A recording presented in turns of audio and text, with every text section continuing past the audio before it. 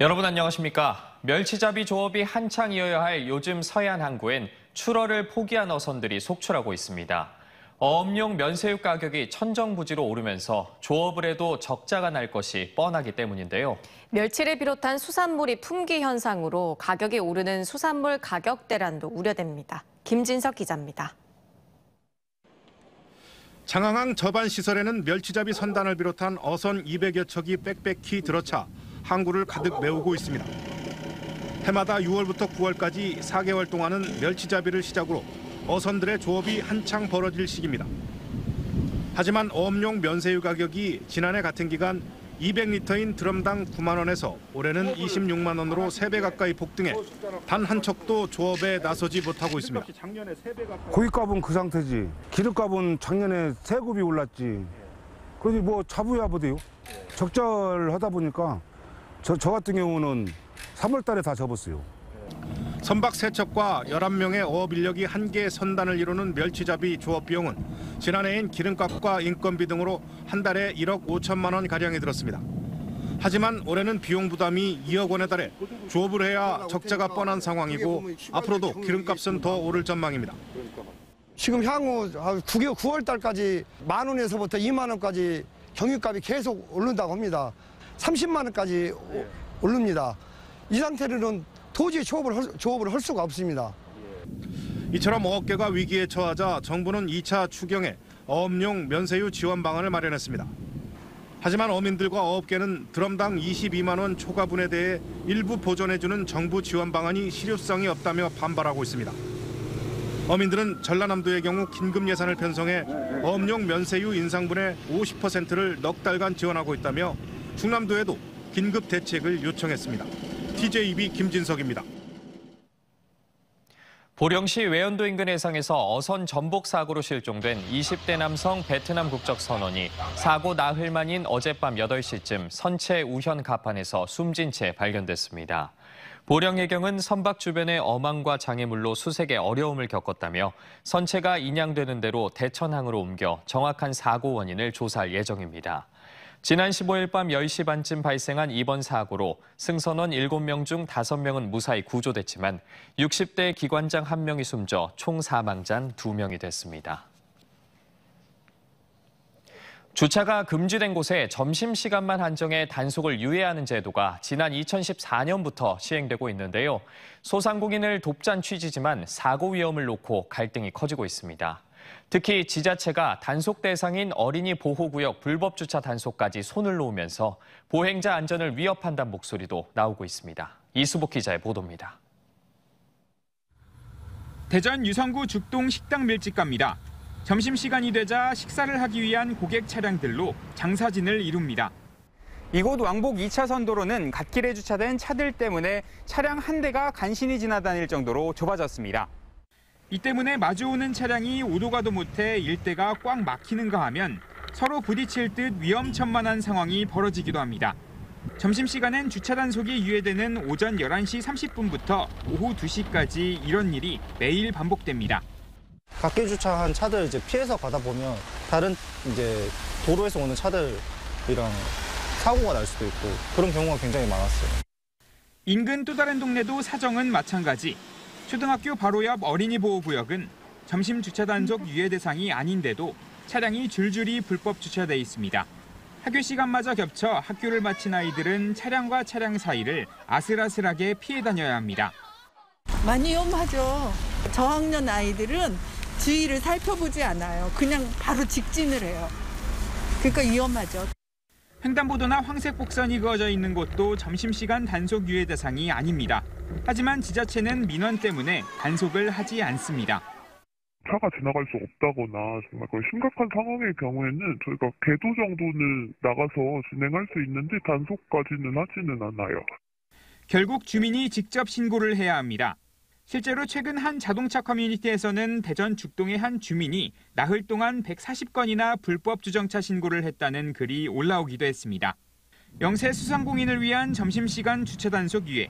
안전보다 편의가 우선시되면서 교통안전을 위한 실효성 있는 단속과 운전자들의 동참이 필요하다는 지적입니다. TJB 이수복입니다. 대전의 최고 기온이 32.6도, 공주 32.3도를 기록하는 등 무더운 날씨가 이어지면서 대전과 공주, 청양에 올해 첫 폭염주의보가 내려진 가운데 내일도 최고 35도에 이르는 무더운 날씨가 계속되겠습니다. 내일 아침 최저 기온은 19에서 22도로 오늘과 비슷하겠습니다. 다만 낮 최고 기온은 당진 30도, 천안과 아산 32도, 세종 34도, 대전과 공주 35도 등 충남권 대부분 지역에서 30도를 웃돌며 오늘보다 덥겠습니다. 미세먼지 농도는 대전과 충남이 좋음 수준을, 세종이 보통 수준을 보이겠습니다. 오늘 오후 3시 20분쯤 천안-논산-고속도로 하행선 북공주 분기점 인근에서 화물차 4대가 추돌해 60대 남성 운전자가 숨지고 또 다른 운전자 1명이 다쳤습니다. 이 사고로 2차선 전 차로가 차단되면서 한때 극심한 정체를 빚었습니다. 경찰과 소방당국은 정확한 사고 원인을 조사 중입니다. 민선 7기 대전시 역점 사업인 트램과 온통대전이 사업비 논란으로 재수정이 불가피해 보입니다. 도시철도 2호선 트램은 사업비가 2배 가까이 폭등하면서 1년이 미뤄진 가운데 다음 달 이후엔 감사가 예고되는데 당선인은 감사 결과를 보고 판단할 것으로 보입니다. 지역화폐 온통대전도 예산 소진을 이유로 중단될 위기에 놓였는데 민선 8기에도 계속될 수 있을지 지켜봐야 할 것 같습니다. 노동현 기자의 보도입니다. 민선 7기 대전시가 야심차게 추진했던 대전 도시철도 2호선 트램이 다시 장기 표류할 위기에 놓였습니다. 당초 7,400억 원대였던 사업비가 1조 4천억 원대로 폭등하면서 착공과 개통 시기가 각각 2024년과 2028년으로 1년씩 미뤄진 때문입니다. 사업비가 15% 이상 늘면 기재부의 사업계획 적정성 재검토를 받게 되는데 트램은 사업비가 무려 100% 가까이 늘어 재검토 과정에서 국비 지원이 상당 부분 줄어들 가능성이 높습니다. 정거장 증설과 일부 구간 지하 등으로 사업비가 늘었다는 게 대전시 설명이지만 정부 예비 타당성 조사를 면제받기 위해 시 스스로가 사업비를 축소했다는 비난이 나오고 있습니다. 대전시도 이를 일정 부분 인정했습니다. 예타 면제 받기 위해서 굉장히 어려움이 있었고 그 과정 중에서 저희 스스로 조금 사업비를 좀 줄인 측면도 분명히 있습니다. 이장우 대전시장 당선인은 그동안 대전시가 트램 건설 사업비가 급증한 사실을 시민들에게 투명하게 공개하지 않았다며 취임 후 감사를 추진한 뒤 추진 여부를 다시 들여다보겠다고 밝혔습니다. 자체 감사를 통해 사업비 증가를 시청 내부에서 어느 선까지 공유했는지 파악하겠다는 겁니다. 중단 위기에 놓인 지역화폐 온통대전도 마찬가지입니다. 사용률이 높아지면서 캐시백 예산이 빠르게 소진됐다고 하지만 대전시가 출시 2주년을 기념한다며 5월 한 달간 10%였던 캐시백 혜택을 15%로 늘리는 등 이를 자초한 측면이 적지 않습니다. 이현 대전시장직 인수위원장은 민선 7기 대전시 행정의 투명성을 의심케 하는 일이 이어지고 있다며 인수위 기간을 연장해서라도 현안들을 자세히 들여다보겠다고 밝혔습니다. 시정 현안에 대해서 좀 묵비를 했어요. 좀 감췄다는 거죠. 그러다가 선거 끝나고 나서 공무원들이 보고를 하는 과정에서 이게 본물 터지듯이 나오기 시작해서 이런 상황이 된 걸로.